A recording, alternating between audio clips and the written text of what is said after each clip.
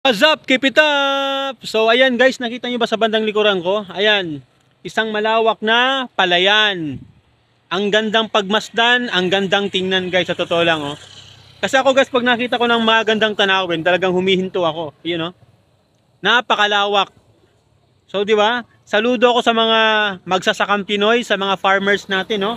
Although medyo masakit mang isipin na minsan hindi natin natikman yung 20 pesos na kilo ng bigas, no? Pero okay lang yun, at least may kinakain pa rin tayo at magpapasalamat pa rin tayo. So talagang saludo ako sa mga magsasaka natin. So sana mas lumago pa yung ekonomiya natin, especially sa mga sektor na ganito, no, sa ating mga magsasaka.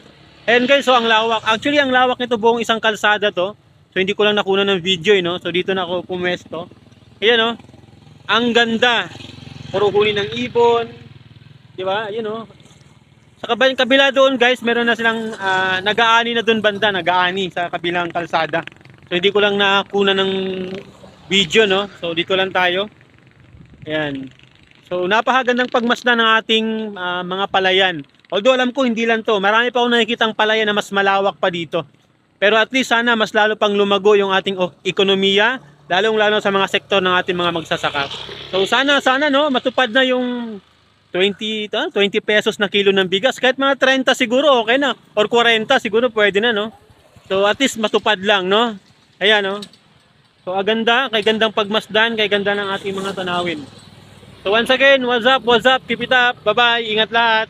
Ayan, no. Wonderful view. Marion Choi, keep it up, bye bye.